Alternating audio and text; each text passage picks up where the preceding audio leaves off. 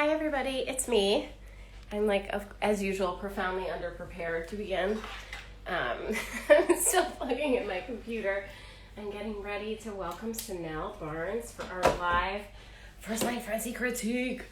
I'm so excited. Hi Evelyn. Oh, hi, Cinelle. I'm gonna ask you to join me right now, and I think I do it this way. We'll see if this worked. Hi. Hi. How are you? I'm very good. I'm getting a lot of writing done this week, which always makes me feel good. Ugh, Um, yeah. I How love are to you? hear that. I'm great. Well, I'm good. I'm okay. I didn't like what's the real answer? My daughter had a cold, and of course, as you Yeah. may know, toddler plague creates a situation in my existence that is not ideal. So I've just been battling what has become for me the Black Death. Yeah. It's not the thing, right? And we know it's not the thing. This is just what happens to whenever my daughter gets like a virus for 2 days and then I'm sick for 3 months. So Yep. I sound a little like a sad radio personality today. So that's me. Yeah. So you're getting a lot of writing done. I love to hear that. I have heard from so many people who are so in love with Monster Mansion and so just Oh, bowled over by your beautiful writing and very happy to have found you. And I just love getting these messages. I should be passing them on to you, but I just take them for myself, you know. that's allowed too. That's allowed too. Um, so actually, I'm going to give people a couple minutes to get here, but one of the questions that got sent to me was, even though your characters are real people, how is there a strategy that you use for bringing them to life so vividly? Ew. I Just going to give think, you a softball to start, yeah, you know, just just really an easy, if you could just maybe tell us the secret, to yeah. all great character driven prose, that would be, if we have 2 minutes. So if you could just, expound on that, that would be great. I think I, and I only remember this because I just taught a class on Monday, writing family stories through Catapult, and I had to teach this part, but which is the who part of family memoir. And I always say that memoir is self-presentation. So you don't, it's not autobiography. So you don't write the history of everything that's ever happened, and you don't write every single event that's happened to you, or you don't include every single personality trait or attribute for your character or other characters. But you actually select about three or four, and hopefully those three or four traits or things are somewhat contradictory, that they create this push and pull um, in the character, and then that is manifested as a push and pull in their environment. And so for yeah, so for I my love that. That sounds great. yeah, so you can, I mean, for like my mother, the push and pull was that I think she actually wanted to be a good mother, but being a good mother to her was to give us everything and the best of everything. And the best to her meant glitter, gold, and glam, you know, Mm. for the things that, and that's not what we needed. And so that was always the tug for her. And then for my papa, he loved us dearly and was just the kindest, most generous, most loving man. Still is, but also so stubborn in his um really his like savior complex, and left us. His departure, I hear all the time that like his departure was the most heartbreaking thing for readers, and that's because you really grow to love him and everyone grows to love him. um and so his departure was really heartbreaking for all of We're us. we're talking about that departure next week. Because of the holidays, I wasn't able to fit in all of the book talks before our scheduled live today. So next week we're actually talking at length about that departure. And I'm sure the response to the questions I post will be very strong. You know, it's hard not to have a really strong response. Mhm. So I think you know, that's great advice. I love that. You know, homing in on those 3 to 4 things, and then I often preach slash teach that it's internal circumstances reflected in external environment, and Mhm. I think it's hard to capture. But I think your book actually does like a specifically excellent job of capturing that. You know, of that the environment becomes not its own character, but just such like a vivid and unapologetic Mhm. reflection of the characters that are on the page. And I think you know, that just is, it's such a great, as a reader and an editor, it's a great teaching moment to Mhm. read it and internalize it and go, oh wait, that's how it's done, you know. It's just, it's gorgeous. We love it. Everybody's been loving it. I'm gonna turn here and get my computer going. When we start the critique, it actually requires me to go into radio mode, so I will flip my camera and have I have the lines up in a big document in like size 11 billion. So hopefully everyone will be able to see. I'm quite blind, so I I am think I just like too. I That's why I overthink. keep coming closer and closer and Yeah, closer. I'm just like help, tap tap. Um, so I'm gonna put it in focus mode so can't see all the porn. No, I'm kidding. So I mean, it's, Thursday it's afternoon. Some of us not might. that kind of live. Um, some of these have a genre on them. So like I geeked out on this one, and I cross-referenced the submissions for today's live with my master list of submissions for all First Line Frenzy, which does list genre and audience. And so when there's been a crossover, I have listed that. But if it's not there, you just have to guess, because for reasons unbeknownst even to myself, I didn't include genre on the First Line Frenzy. I think I was trying to keep the form short. I Who knows why? I don't. I guess I was afraid people wouldn't commit to a whole form. I don't. I don't know. So anyway, I don't have all of that information for all of these things, but I do have. How do I flip this again? This button. Yeah. Okay. It's very Look, high tech. You see? See how high tech? yes. Um, let me brighten. I'm going to brighten my screen. I'm going to make sure you can see this. Ooh. Okay, I'm gonna go a little further away. That looks right. Can you see Oh, all that's those words? perfect. Okay, I'm gonna brighten it up. That seems like right? It's like visible. It's Yes. okay. So eloquent today. Shows how thick my glasses are. So if it's good to me, it's good for Do you, people.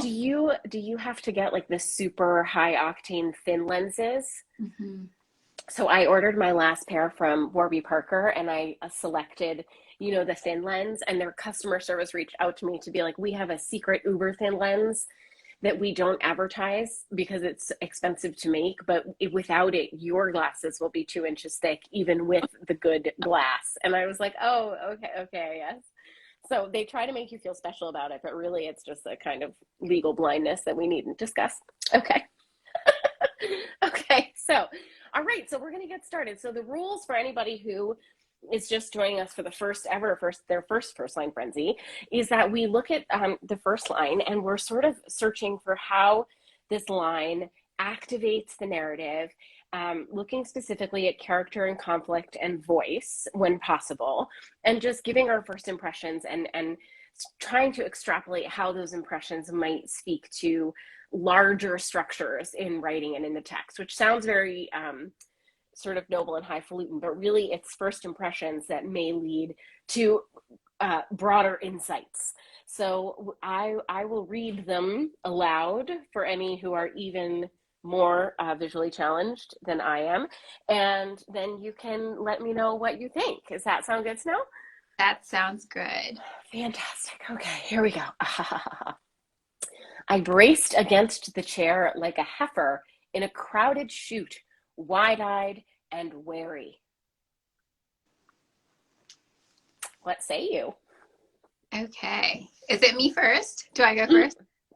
I mean, they're not here for me. They hear me yap about Uh, first lines all the time. But I'll, of course, I can't resist chiming in. I have a special disease, so I, I for me, yeah. Well, you go first on this one. I have feelings about this. okay. I always love to meet the character, the narrator right away, so I appreciate that. If this is the first line that I'm meeting somewhat this character right away, I'm glad that I'm not looking out there or there or there or there, and I'm right here with that character. And then this first line also has a strong verb, which, that's whether you're a fifth grader or a 10th grader or MFAer, I will tell you, please be so selective about your verbs. So braced here, reading 2 words in, I'm like, ooh, there's energy right away. And then though, I got a little confused with what followed that verb, which is against the chair, because I don't know what it really means to be braced against a chair. I don't know if I'm facing the chair or if I'm in the chair but straddling it backwards. I'm thinking of a brace like my arms are wrapped around something. Or maybe I'm holding myself. I'm not so sure. So there's clarity needed there. And a heifer, I believe, is a cow, correct? Oh yeah, Yeah. it's a lady cow. It's a lady cow. And now I'm curious, but maybe not in the best way, why we're given this image of a cow and why a lady cow and why in a crowded chute. I am a little bit familiar with cows because my husband is from a dairy farming family. And so I've seen these cows. Yeah, And I the person, no one, this author didn't know they were going to be talking to an expert about cows. Do they go into the chute when they need to have some kind of when something done, right? something Like some kind of procedure, but not necessarily slaughter, right? Like it's not definitely death, right? definitely not death, but the setting, like when this happened, there's different mechanisms that may or may not be there. And so I'm already wondering, where are we and when are we? And why do we need to start with this moment? And is everything going to be either really surgical or morbid after this? Yeah, it's a weird choice for me. I don't love, I mean, the self-comparison to a heifer I find questionable, Mm-hmm. only because it's a rather unflattering comparison, unless we're talking about like cow eyes, which are lovely. I'm not really sure what I'm supposed to feel or identify with about this character based on that analogy. And so I wasn't in love with that. Like my initial instinct is to say, oh well, that's a bit unkind, right? And also the specifics of being in the chute and wide-eyed and it's so loaded. Mm-hmm. But it's a kind of loaded that makes me go, huh? Instead of, oh, I'm curious. It doesn't inspire intrigue for me. It sort of inspires befuddlement. And so I'm not entirely sure. I agree with you also that the sort of ambiguity around what it means to be braced against a chair. Like, are you sitting in it with your arms straight and you're pushed back against the back of the chair? Or like, are you using the chair to stand? It was just very confusing. Um, so I think all in all, there's a good notion or a feeling of anxiety about this, but I'm not sure to what end. And I would love to have more specificity. I'm not really sure that this specific analogy is functional in line one. I think it's maybe a first paragraph, line and not a first line. I agree. I think I agree. Once I know what the world is and why the imagery of a cow Yes. in a farm is significant, then we can use this kind of metaphor. But I agree with you that it can be a little unpleasant, a comparison. Yeah. I mean, not just a little unkind. Okay, we're gonna scroll ahead here. Bloop. Okay, so this was a crossover. It's a general or commercial adult fiction. It's hard to scream with a mouthful of crabgrass. Now, I'm just going to say that I have only ever heard of crabgrass with a C.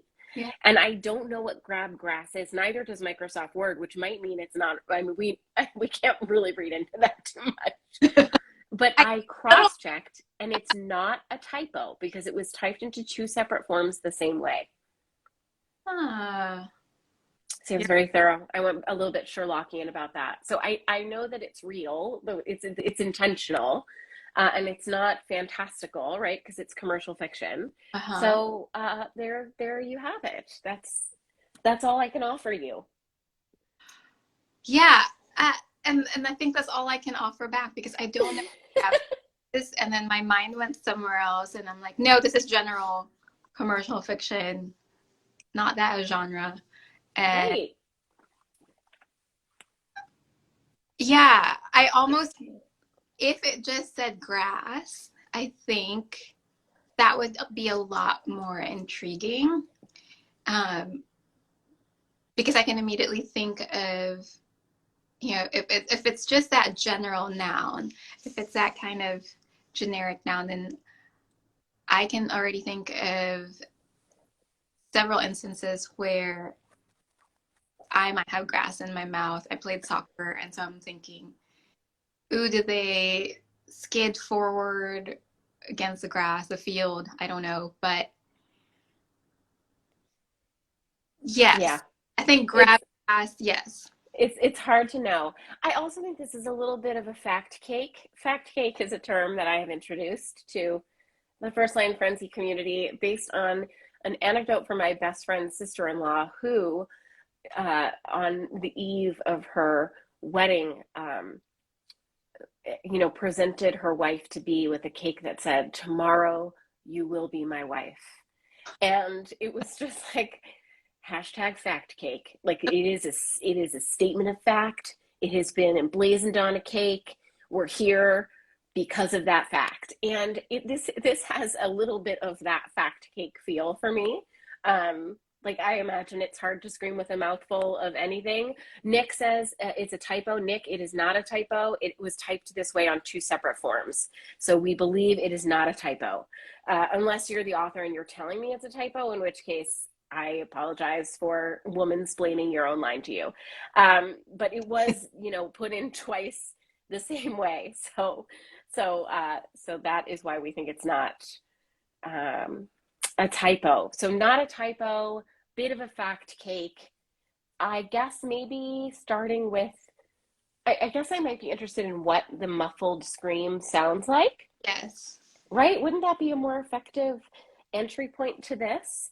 Like I guess that at least is more specific and is less of a generalization, which I also um oh, it was copied Oh, and pasted in haste. It is a typo, Nick. You are the okay, Nick, you're owning this. You are the author. Okay.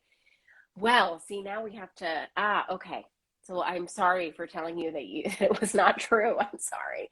Of course, I was trying to protect the sanctity of what you had written, so you have to give me some credit for being willing to go to the mat for you. Hard to scream with a mouthful of crabgrass. Well, this sort of changes our critique a little bit. For me, it's still a fact cake. I still am more interested in the sound of the scream or like the muffled, like what is the muffled sound around said grass. And then I think Cinelle is also really accurately getting to the point that we want to know the circumstances around which one's mouth becomes filled with crabgrass. yeah. Yes. And to the fact cake point, I love, well, one, I love really short first sentences. So I would even cut this down to I can't scream, period. Mm. The muffled sound or the sounds in the surrounding environment. Or if we're bringing the camera of the mind really close, if that's a feeling we want, like a feeling of suffocation, then I want to hear the rustling of this person's clothes or something, or their hair, um, or whatever scratching sounds there are. I love a short first line or a really long first line. But Either, nothing in between. yeah, but for either one, I think the simpler the words are, the more inviting the sentence will be. Um, And it's really just about collecting these puzzle pieces of really short, simple words and then arranging them so that you are creating intrigue, right? Like for Monsoon Mansion, it was I was born 2 pounds small with a diamond-shaped birthmark. So there are no bombastic words. There's no mystery words or mysterious words. It's just almost like everyday words that you arrange in a way, you fashion it in a way that the simplest things are the most revelatory. I hope that's making I hope that's making sense. But if you just said I can't scream, and then you went on to talk about the grass, or the mouthful of crabgrass, and then the sound of that in someone's mouth, and then the sound of whatever's immediately surrounding this character, then I'm there in the moment with that character, and I immediately want them to be able to scream if they really need to. I love that. I wouldn't have gone in that direction, I think, because I also, I appreciate, I think I'm almost biased toward short sentences, but I'm not sure how powerful I Can't Scream feels to me. Which isn't to say it's not powerful, but it's not where I would have looked for the power in that sentence. I would have gone to texture and sensory, I think. And I think you even mentioned that feeling of suffocation. I think that would have been my instinct, to go for the suffocation, which maybe says more than I care to confess about myself. I would have gone straight for the suffocation. So I see that. I can see like the feeling of suffocation, and then we kind of answer, and then we like punctuate that first maybe short paragraph, opening paragraph with I can't scream. Yeah, I totally. I mean, I think we're clearly intrigued by the idea, but the execution isn't quite what it could be. I seem to have moved this a little. Let me move on here. I was sitting peacefully on a park bench when I knew, with absolute certainty, that someone was standing in front of me, staring into my sightless eyes. Okay. You wanted a very long sentence, I know. and I have produced this for you immediately. No, I didn't do it. I'm going to add the missing comma because it's irritating me. This is a long sentence, and it does require that comma. Okay, I'll try to go bit by bit. Always trying to, bring the active voice in. So there's that right in the beginning, where we see was sitting.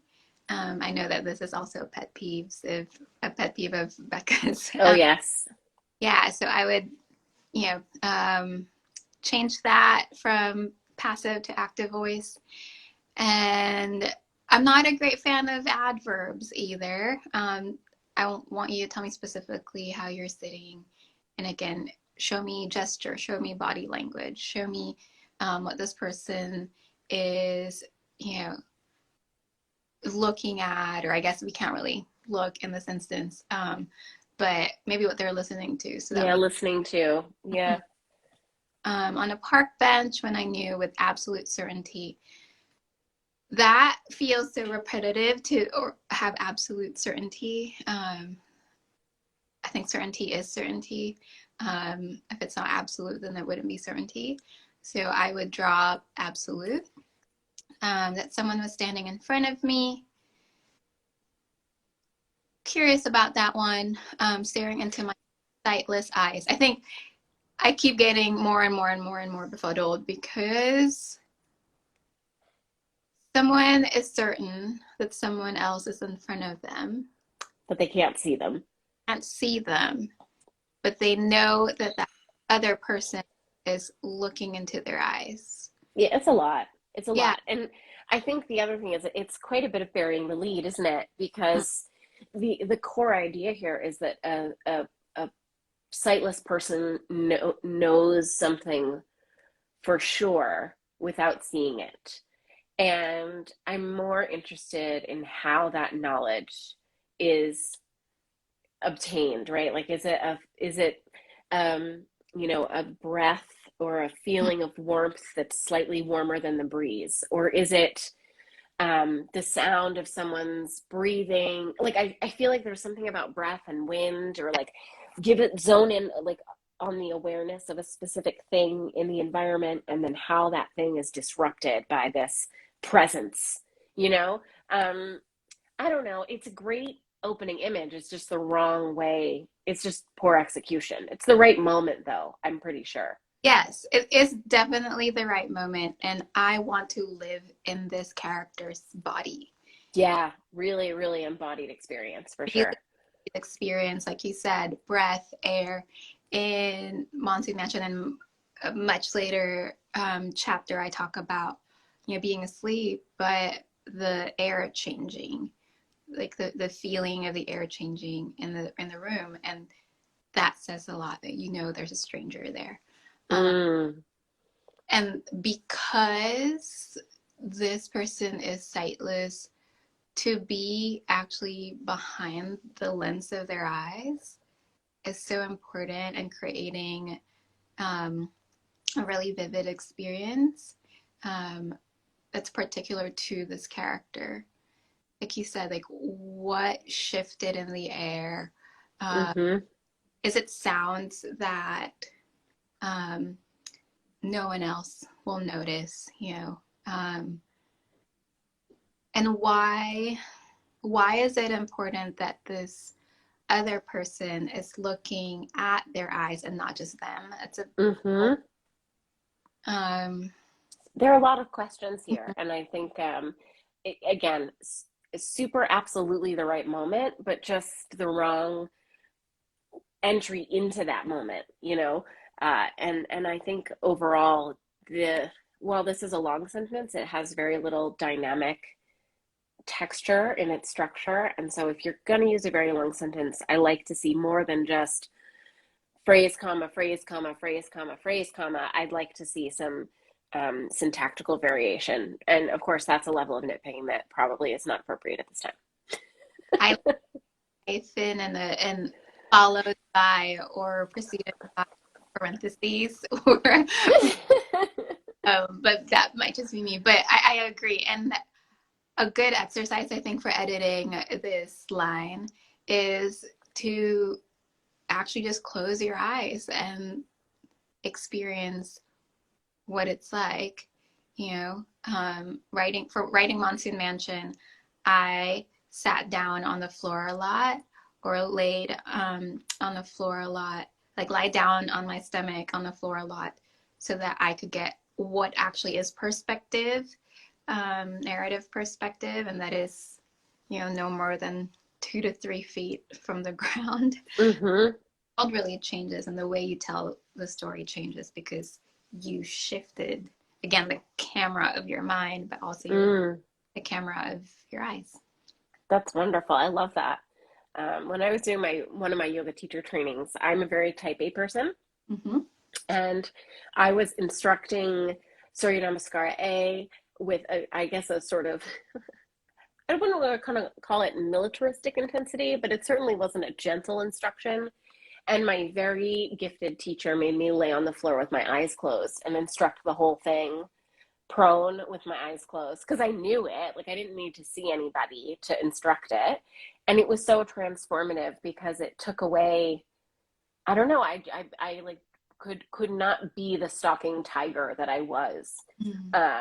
Sort of just she took away a sense that was making my perspective harder, and it softened my delivery in a really meaningful way. And I've thought about that so many times over the years. Just that ability, as you say, to change the camera of the mind and the camera of the eyes.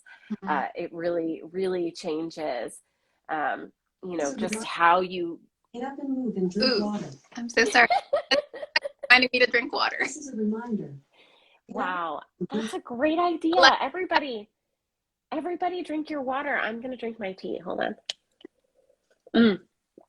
Okay, I've had my tea. Do you have some water handy? Do you need to go get water? I just got some. Thank you. Go ahead. No, that we all needed that reminder. That was helpful. Okay, Another long one. Oy, gewalt. And I don't see any punctuation. We're really swinging to the other end of the spectrum. The first rays of the morning sun were lightening the eastern sky as SSA Bill Reynolds unbuttoned his jacket and crouched on the pavement to get a final look at what was left of the deceased before he was bagged and hauled off to the coroner for autopsy. Whew. Well, I'm exhausted. I need a nap. I think that's exercise number one, is to always read your work out loud and pay attention to your breath. If you find yourself out of breath, you might need either a period or a comma somewhere, or just remove some words, right? Like unless the effect is to be out of breath, which that we're trying to get after. Yeah, there's a lot of extraneous here, right? This is very redundant. The first rays of the morning sun lightening the eastern sky. Well, where the hell else would they be, right? Unbuttoned his jacket and crouched. This is, for me, the epitome of a woman writing a man, because for men, this is automatic. And only a woman would harp on this as like a significant gesture. Crouched on the pavement also feels redundant to me. Like, we don't think he's floating right through the ether, so I feel like that's fine. Also, of course, we have the problem of this pronoun, which technically refers back to, well, it's the deceased, right? But it's confusing because even though this is the antecedent noun, so technically that is grammatically valid, it all feels like it's about Bill. It feels like Bill is going to be the one bagged and hauled off to the coroner for autopsy. So even though this does conform to the rule, it doesn't do it with a particular surfeit of clarity. Yes. And I think it's because we describe Bill so much, his movement, outfit, his crouching, his unbuttoning. And so we're still stuck there with SSA Bill Reynolds. Yeah. It definitely was a double take for me. I'm glad I wasn't alone in that. It's like my logical mind knew that it wasn't Bill going off to the coroner, but, I didn't not know it either. Yeah, and you're right. Like the first rays of the morning sun were lightening the eastern sky. Do we need that? I don't think we do at this point. I always say talking about the weather is a faux pas at cocktail parties and in first lines. It's just so mundane, and not mundane in like I'm going to take this mundane thing and make it explosively interesting. It's just there, isn't it? Yeah, and if we removed, unbuttoned his jacket and crouched, if he just took a final look at what was left of the deceased, the action is so much more immediate, and we really care more about Bill and his away, right? Because we've already used up a lot of brain energy reading through the first rays of sun, yada yada yada. Yeah. I would say even SSA, it's kind of there's something about adding caps to prose that makes you kind of stop a little bit. Yeah. So that my mind is actually still stuck in that place, trying to figure out what SSA means, because I'm not. Yes, it's some kind of special agent. I assume, but it could be from I assume I don't think this is an abbreviation used in the U.S., so it could be this author could be from somewhere else. I will also say, Cinelle and I have a mutual friend, a very talented agent named Noah Ballard, who has said at more than one of my conferences when we discuss openings and queries and first lines, don't show me a dead body before I care about who they were when they were alive. And this is devoting an awful lot of language to the body of an anonymous person whose death means nothing at all to me whatsoever. And so it's a bit of a procedural eye roll for me. It's a very like Law and Order way to begin. Yes. Like, dead body. Someone's going to die before that before they play the theme song, and it just feels a little bit like this is taking the camera lens to this wide out of the detective looking at a body, and I just don't care. That's just, I don't know. I don't care about the body yet. Yes. And then if we're going to talk about the body, I think you have to be the topic of death or the dead or the dying. You have to be so particular for choice there. My mind also got stuck at the word diseased because Yep. it's like so polite for the situation, you know. There's so many euphemisms thrown around for death or yeah for the What dead. about is it a victim, or is it, I mean, especially in the context of a procedural, I feel like there are more accurate words here. Mhm. Because really, don't dead bodies fall into one of two categories, or maybe one of three categories in a procedural context, right? The victim, the perpetrator or the assailant, and a bystander. Mhm. So I feel like, again, there's a lot of language here, very little specificity, and um, it doesn't feel quite inhabited. You know, the world of Bill and the world of this Mm, dead body doesn't feel quite connected to these bold SSA, right? Like, we're making a point of Bill's profession, and yet the language of that profession is being somewhat ignored. I agree, and I think we can keep going on because there is so much to critique and edit because it is such a long Yeah, thread. there's Even a lot. yeah, There's too much, too much. it's too Yeah. much, too much.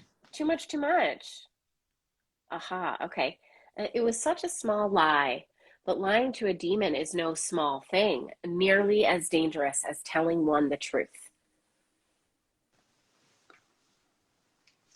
Okay, small lie, but lying to a demon is no small thing. I almost think this is the first line right here. Yeah. Yes, lying to a demon is no small thing. And then that way we get rid of one instance of the word small. Yeah, which I think that parallelism might be intentional, but then we have two echoes, right? Small lie and lying small. Hmm. Um, Also, to say something is no small thing doesn't mean it's dangerous necessarily. It just means it has impact or import.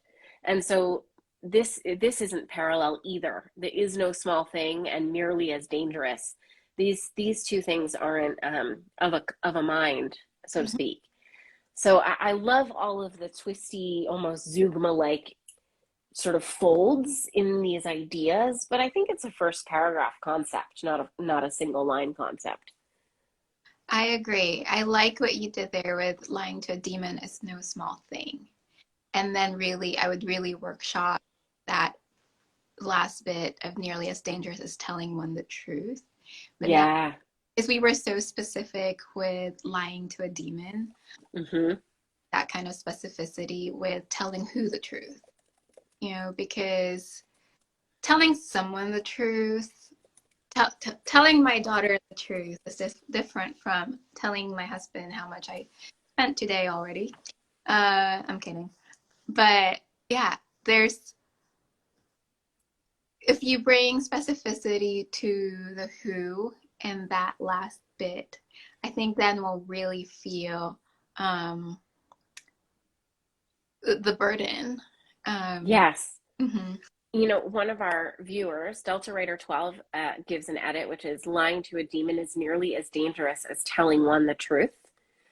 Which, if this were YA, I would say is the right choice, Mhm. because you might have to snag them a little more quickly than an adult reader, where lying to a demon is no small thing might have just the right amount of impact. So I Mhm. think some of this depends on genre as well. I agree. I am learning so much from you. Oh, you stop it.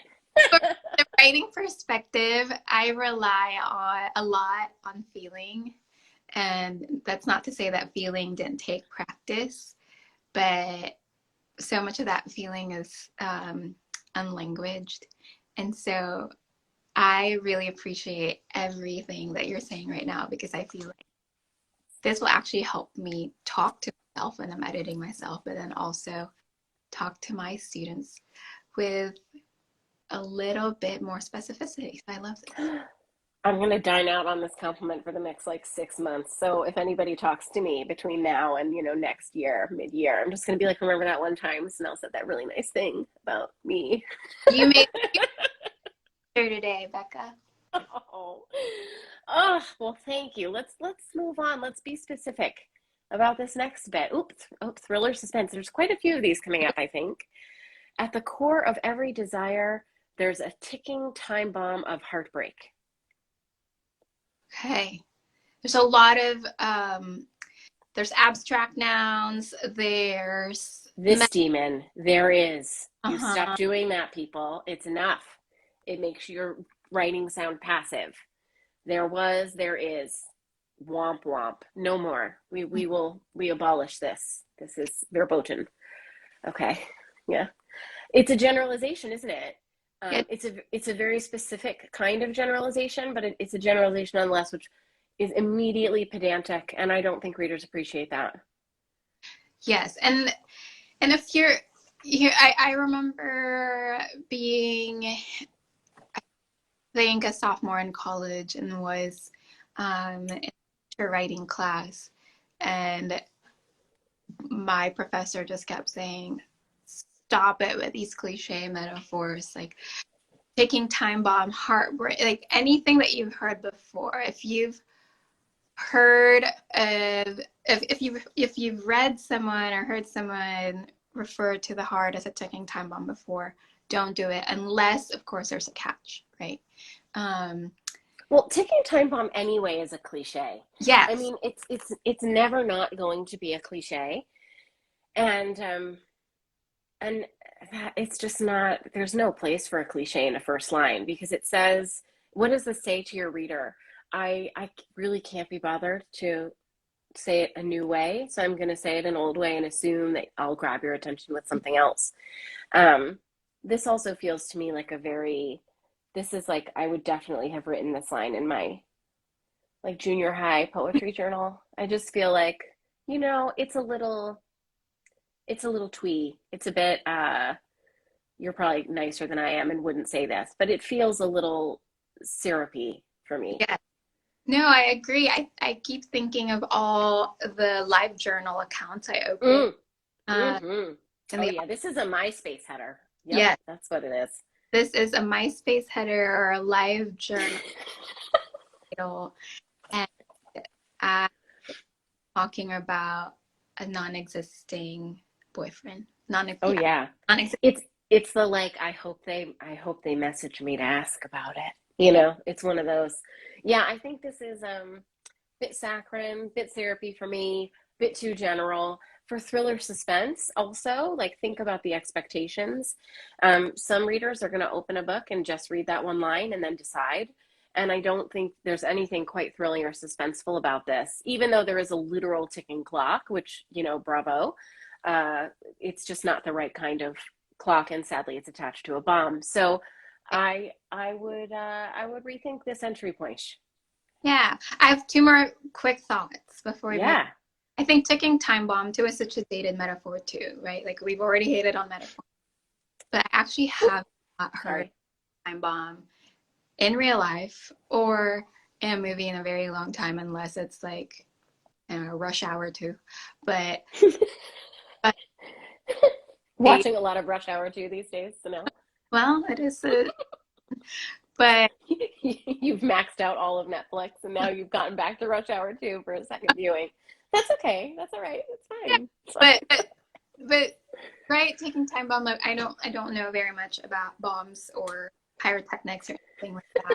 But I feel like bombs today would not be ticking anymore if this is in the digit. That's right. And then also for logic. So the word core means like the innermost part of something or the beginning of something. And actually, I think this sentence is a little backwards because I don't think that the innermost part of a desire is heartbreak. It might be the other way around, that Mm. behind every heartbreak is some other desire, right? Like there's a want, there's a want behind disappointment. So, right? Like Yeah, absolutely. Absolutely. Yes, you're 100% right. You know, I I feel that. You know, I think desire is the thing at the bottom of all other things. mm-hmm, And so I couldn't agree more that this is a bit of an inversion. mm-hmm. Yeah, I agree. Those are all very salient points. I'm not surprised. But okay, here we are. This was the third parcel to arrive with no return address and a poppy, my favorite flower, under a square of packing tape. And This really needs another a comma. Oh, yes, thank you. Oh, yeah, that was just like an open wound. Yeah, no, don't worry. I've staunched the bleeding. I know. I'm.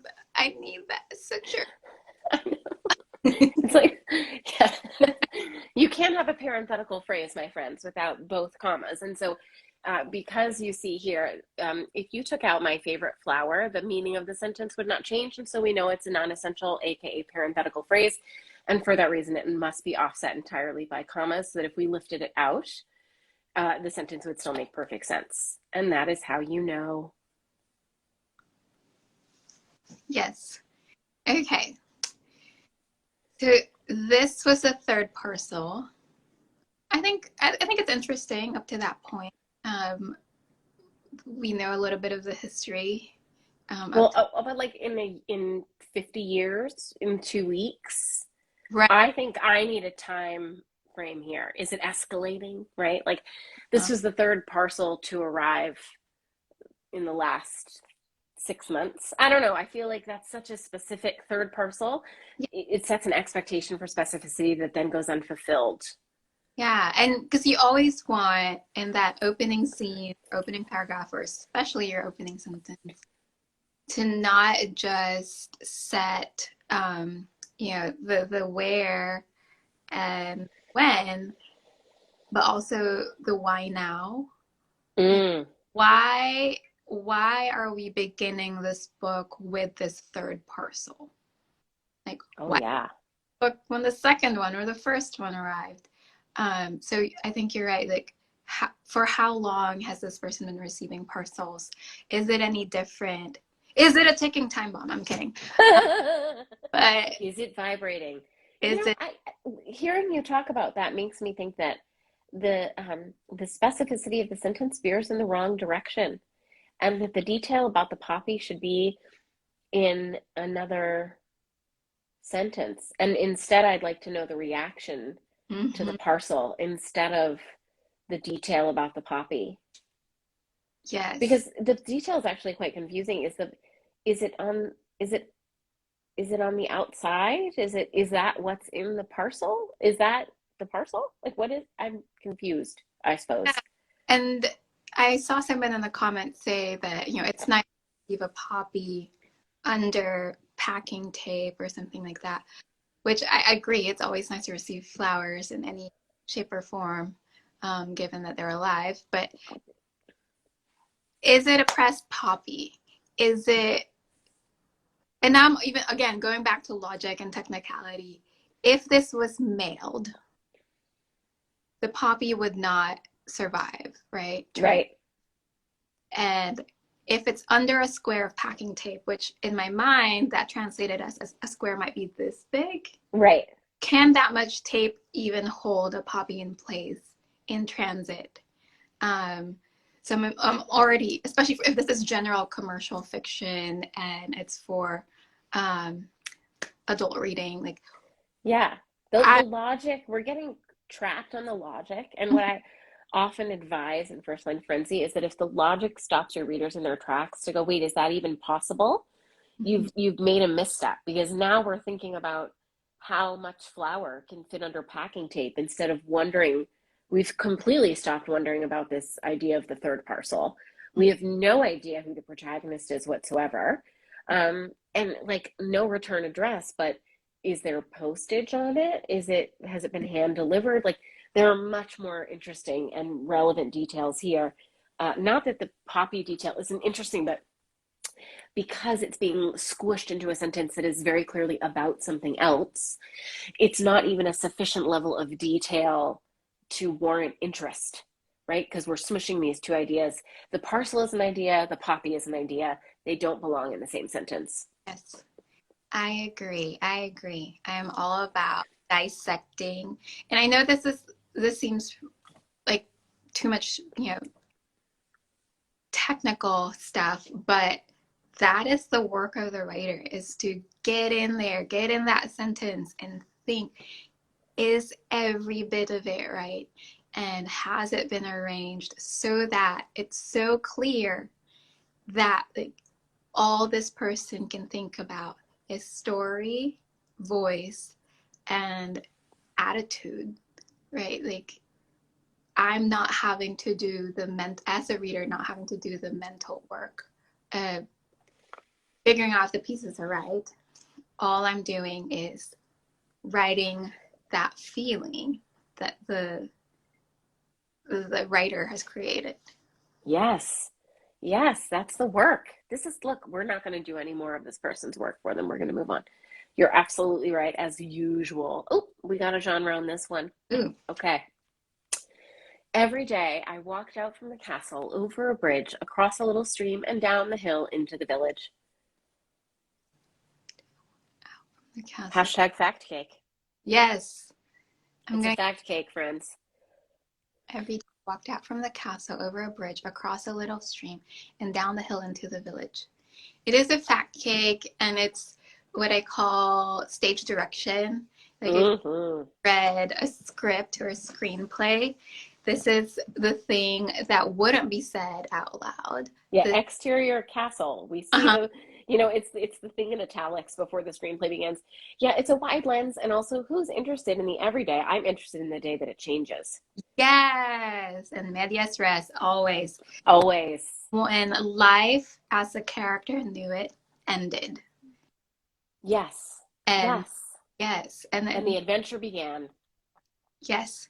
And so I'm already like, okay, we are in this person's routine, but we're not interested in routine. We're interested in what broke that routine, what intervened, what intercepted it. Absolutely. Absolutely. Also, like this belabored journey. I mean, walked out, then over, then across, then down, then into. It's a parade of prepositions. It's just a forever parade of prepositions. That's, to me, much like the Scarecrow in The Wizard of Oz when he points in both directions and says, I think they went that way. A preposition is always is forcing your reader to engage with spatial direction. And when you just bombard them with spatial direction, they have nowhere to settle their mental gaze. And so we will not do that to people. Life is stressful enough. Just let them be in one place at one time and stay there. Yeah. And just for a minute. And going back to that camera of the mind idea, or getting behind the camera of the eyes, I know what this character, like who they are, and then what it is they're seeing on this leisurely walk, if it is leisurely, right? Is it leisurely, or is it like Little Red Riding Hood and there's, a wolf about to devour them? I want to know what the experience is like if you're this much of a bypass me. But that still isn't the most interesting thing. That's middle of the page, or maybe middle of the chapter stuff. Right at this moment, the very first line, we need to know, are they breaking off from this routine? Did they suddenly decide that they don't want any more of this life? Or like what interrupts the daily walk? There's really nothing so fascinating about a daily walk. So we think wrong entry point on that one. Yeah, and there's no choice involved. We always want characters who need to make choices to have made a choice. Agreed. Yes. Okay, so thriller suspense. We're barreling down toward the end here. Let me see. I think we have a few more. Um, Artem Kulusevsky. Yes, I got it right. Artem Kulusevsky would have been the sort of guy I'd have gone for if he had, friends, a little more color in his cheeks, a little more blood in his veins, and was a little less dead. Okay. I mean, it's okay. So first it seemed like paranormal almost, right? Um, Like maybe he's a vampire, but then I reread the genre and I realized that we're looking at yet another dead body, right? yes. I think we're in the morgue already. Are we? Maybe, maybe. Maybe. But I yes. Bloodless is the bit about sort of the blood. Uh-huh. I don't know, blood sludge makes me think he's been laying there for a little while. And I don't know why I'm so stuck. Maybe because I'm a nonfiction writer primarily, so I'm always thinking of logic again. And I'm thinking, would you really like someone if they were only a little less dead? Like I want mine to be completely undead. Cinelle, you're very picky, and I think, I've been meaning to talk to you about that. I mean, fully alive is just such a high bar. Um, no, I think you're right. I mean, I think obviously it's going for voice, it's going for Right. pithy, which is fine. But I will say, I was made aware of hyperbole in my own writing. And for me, as someone who's a bit sarcastic, Hmm. it felt very organic to be sort of pithy and wry on the page. But then a very trusted CP of mine who also writes nonfiction was like, wait, is it really that bad? Is this person really like a devil? Did she really hate this person? And if so, how am I ever to overcome that and have sympathy for that character? You know? Hmm. Um, let's see. Reaching for the stories comment says the emphasis on blood makes it so paranormal. I agree. That was my impression as well. And again, this is about setting expectations, right?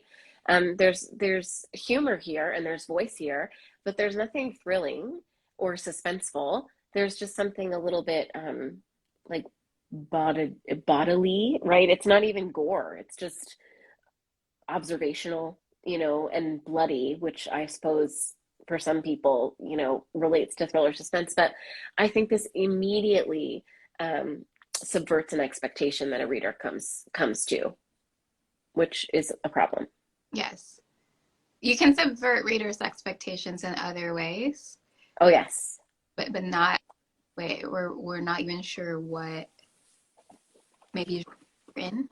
Yeah, I mean, I guess it could be like a paranormal thriller, but I think that, yeah, no, I'm not going to rewrite history here. If they called it thriller suspense, we need more thrill and suspense in the first line. Oh, a mystery. Ooh. Ooh, this is quite funny actually. This made me do a double take because I didn't quite understand it. Halfway through the pet door of my new house, the click click of a rifle sounded behind me.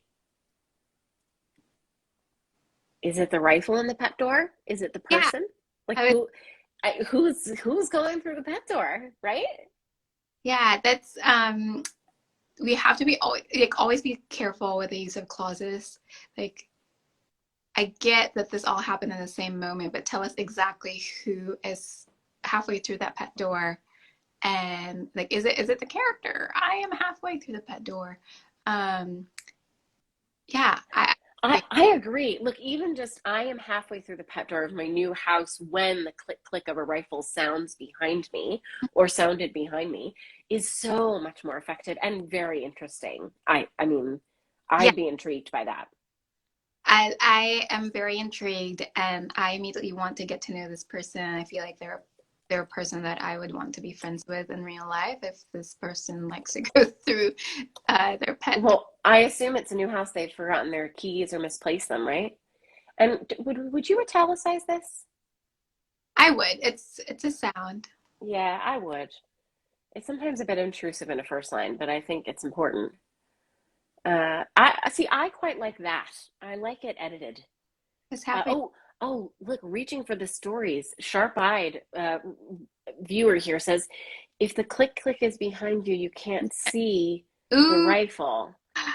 But That is, maybe they're familiar with the specific sound. I don't know enough about firearms to know if a rifle being like, I guess mhm. I'm imagining that like double-barreled like pump action rifle sound from the movies, but I don't know if that's a real thing. Yeah. Um, Unless it's yeah, like familiar click click, right? right. And in that case, when the familiar click click of like grandfather's rifle sounded behind me is even more, you know, I don't know. There's a lot of words about guns that I don't know, and they make me uncomfortable because I don't know them. So I think what I want to get across here is that like this could go further, I think.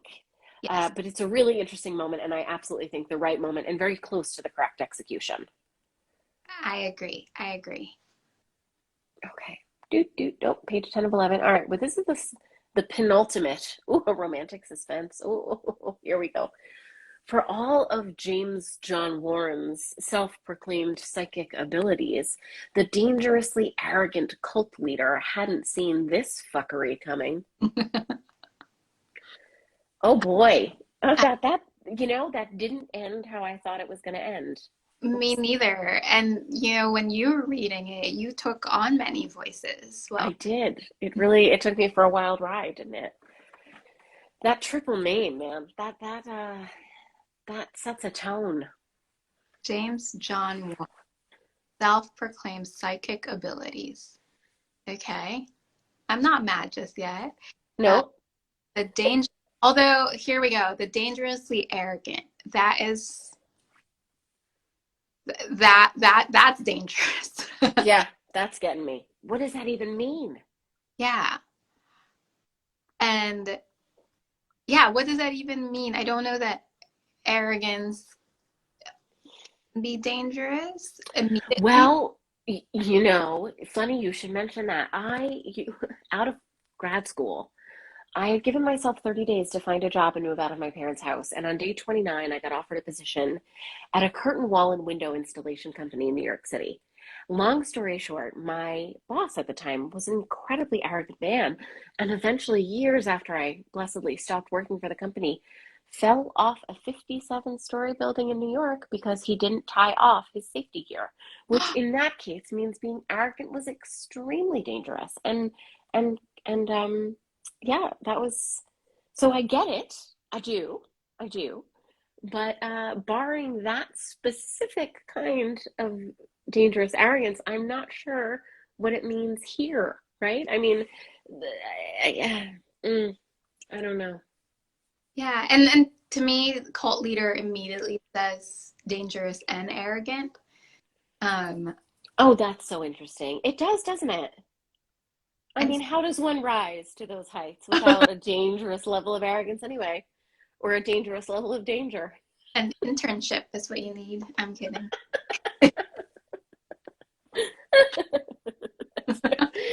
um, yeah, so what do you think of the F-bomb? How do you feel about the profanity? I I've dropped F-bombs in my writing, but I also have set up like the use of it in a humorous context, Hmm. and really earned that moment of dropping the F-bomb. And it's what catches me, what caught me off guard is that, like I said, you had to read this one line in many different tones and voices. Mm, And I'm not sure if I almost want to read the whole paragraph. I'm not offering. yeah. Don't send it. Don't worry, you're protected. They'd have to go through me. So I guess what got me is that hadn't seen this fuckery coming is so blithe and so funny, I guess. Or I know that it's intended to be funny, that it felt like all of a sudden I was in a rom-com or like just this comedic moment. Whereas for me as a reader, the self-proclaimed psychic ability felt almost like reportage. Mhm. And then dangerously arrogant cult leader zooms the lens out quite far. So I just felt all of a sudden I was pulled back to an objective um, perspective where I was no longer close to this person, and or close enough. I don't know. I felt like the narrative distance changed very quickly throughout the sentence, and that's a little bit disconcerting. And you know what? Little confession here. This whole time, and just this just clicked for me.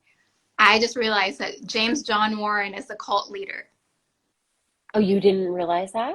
because the tone in that first clause is so different It is. It is, isn't it? that it, like you said, like it took me out of this persona that we're trying to create. And the name James John Warren is a very particular type of name. That Sounds like someone who kills other people. I mean, I think also it's a self-proclaimed psychic, and we're like, okay, so we're filing him away as the self-proclaimed psychic, and then we're also refiling him as the dangerously arrogant cult leader. It's a lot. It's a lot. It feels a lot like Nicole Kidman's character in Nine Perfect Strangers, where I'm sorry if you love that show, but I never knew what to expect, and not in a good way. I was like, is she a murderer? Is she aunt? Is she a loving mother? Is she a healer? Yes. Right. Select all. Yeah, no, I agree. And I guess the other question for me is, gosh, I sound so sick and terrible. I promise if you're just tuning in, I've been sick all week. I don't always sound this way. Don't let me turn you off from ever watching one of my videos again. I think there's so much focus on the other that I have no idea who's talking. I have no idea whose opinion all of this is. It sounds like someone familiar with the case of James John Warren, but I also struggle to reconcile that with the idea of this as romantic suspense. Mm-hmm. Yes. The, yes. Yes. I'm really thinking that I'm trying to be as helpful as possible, and I just keep getting stuck in the same places. So that's it's tonally very off, and I think we can't know exactly how because we only have this small sample.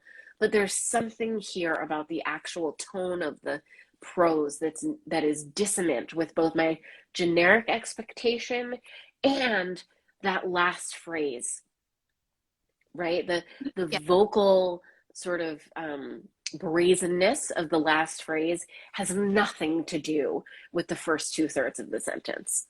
Yes.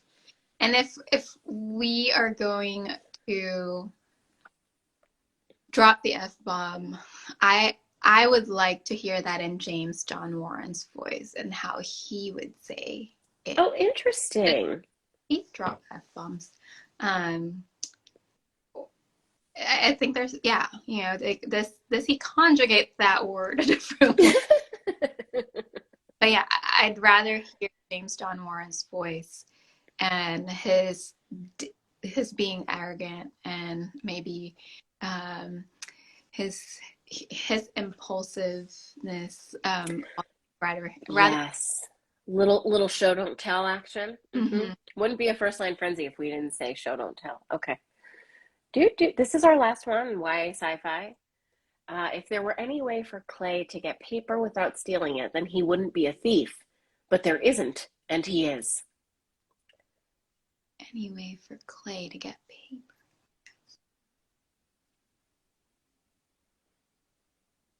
Okay. Big old waste of a semicolon, if you ask me. Yes.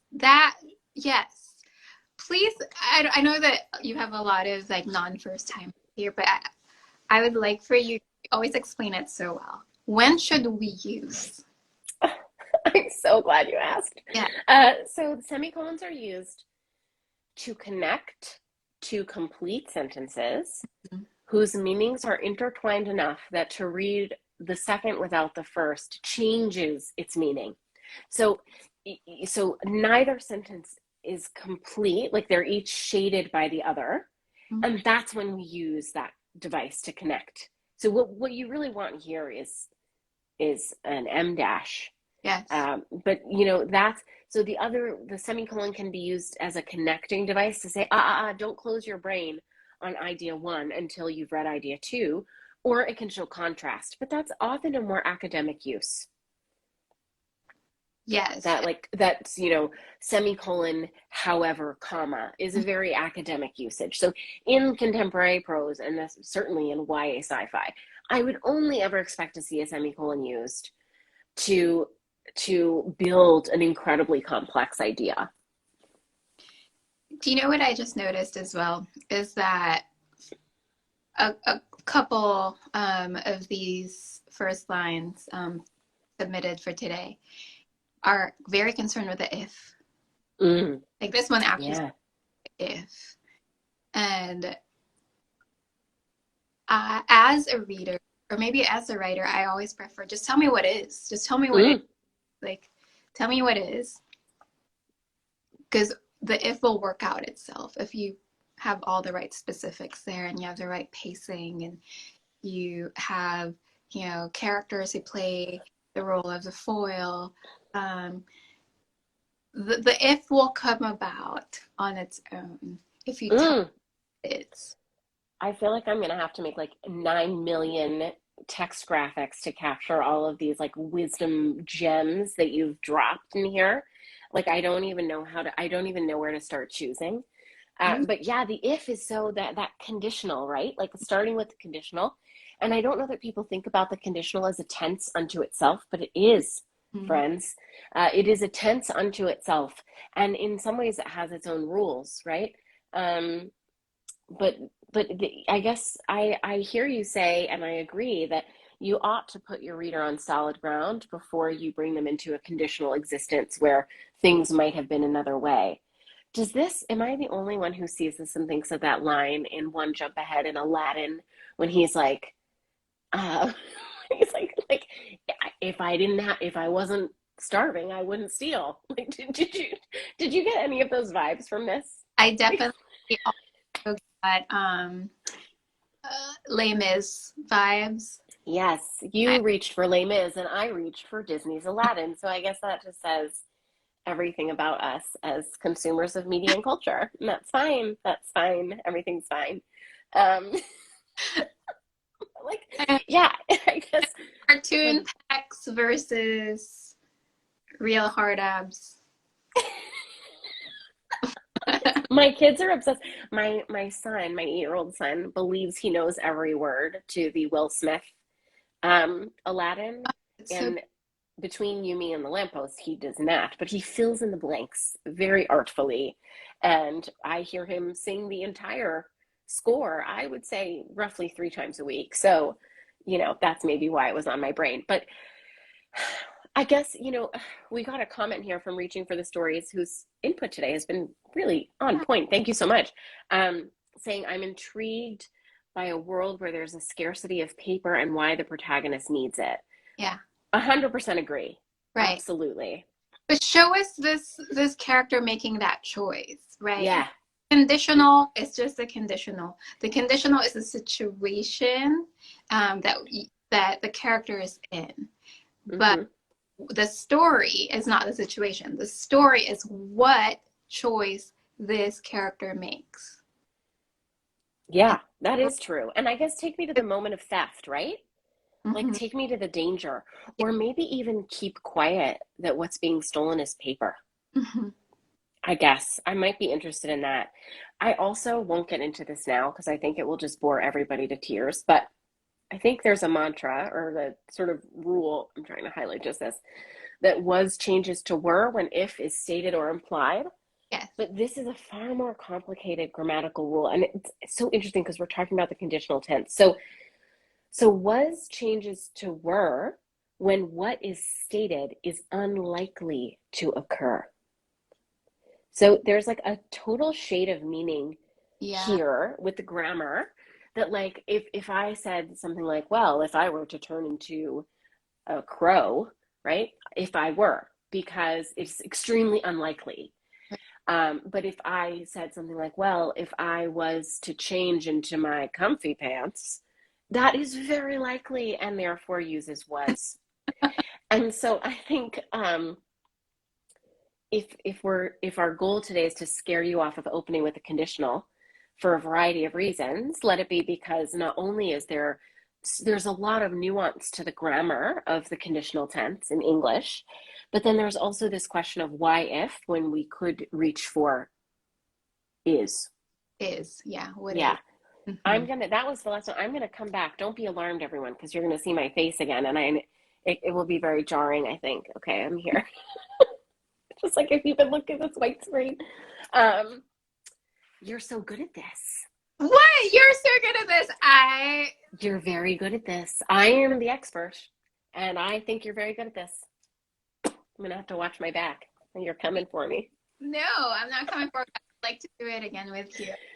I would love for you to do it again. I love doing this. I've been doing it for about 5 years, and you were the one who made me realize that it's more fun to do with other people. You were like, why don't you invite other people to do it with you? And I was like, share this stage. What?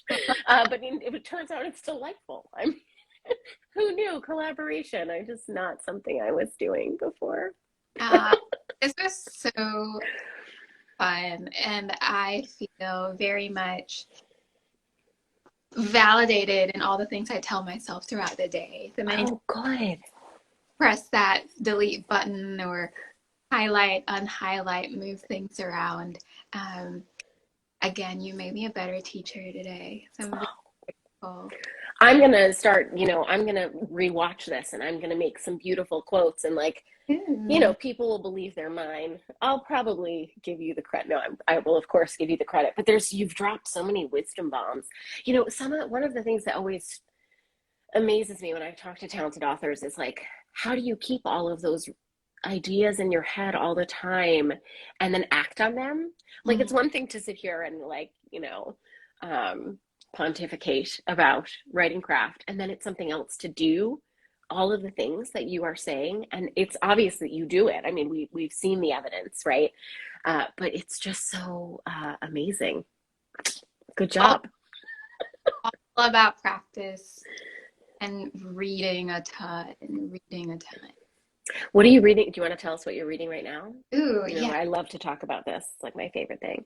I just finished, it's a little old. It's about 20 years old, Jamaica Kincaid's Among Flowers. Mm. But I'm all about reading memoir about women on some kind of biped journey. And so there's Cheryl Strayed in there, obviously, but I just finished Jamaica Kincaid's Among Flowers. There were times when I felt like we were among way too many flowers, and I would like to meet you and not every scientific name for every flower there was. That seems to me, my initial response to that is, what an interesting screen for self to hide behind the science.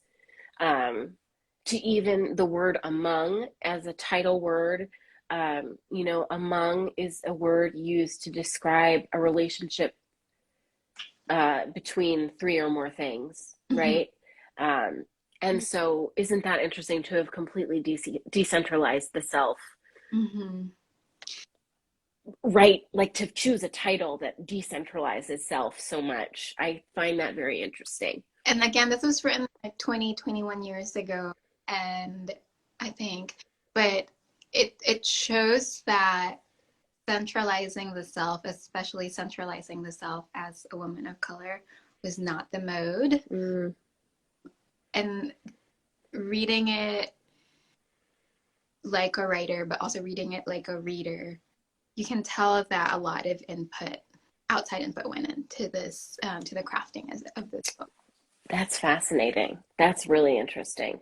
It's hard for me to just believe that Jamaica Kincaid would not want to exert herself on the page. That is so, yeah. Oof.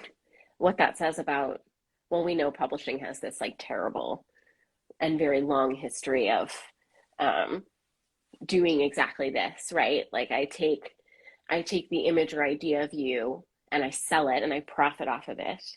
But I, in fact, subjugate you within that image so that you are less and the image becomes the thing, the signifier becomes the thing.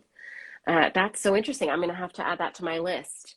At it. That's great. Well, thank you. That's one. Are you reading anything else? I'm a multi-book reader, so I never assume someone is only reading the one thing. I also just finished Crying in H Mart, and I should say read H Mart, which I loved. It's phenomenal, right? Like just.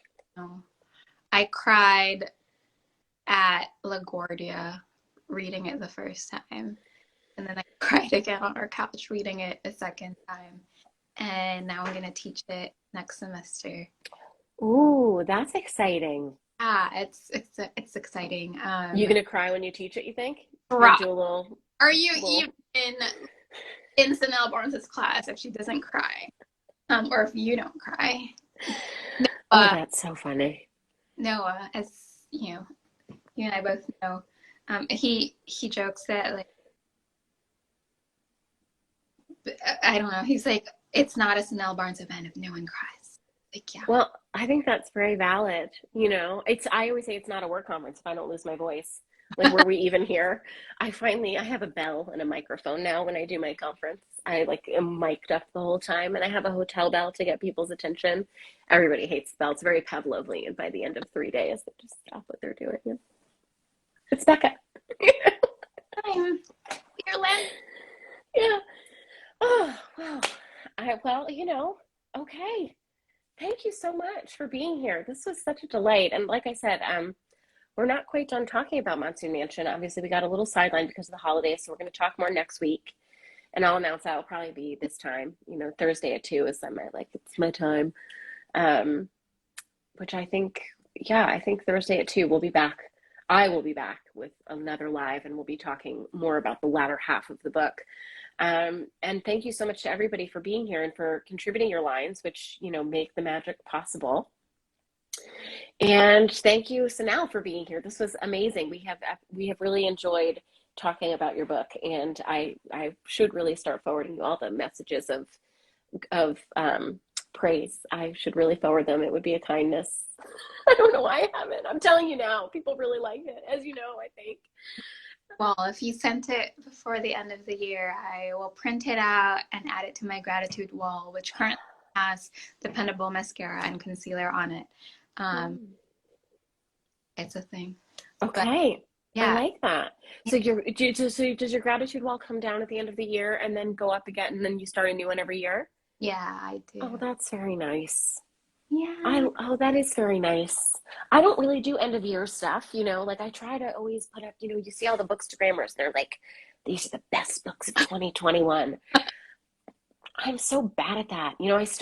I suspended all book tracking this year in the middle of the year. I was just like, nobody gives a shit if I read 1 or 1,000 books in a year. And it's so stressful to always be tracking. So I stopped.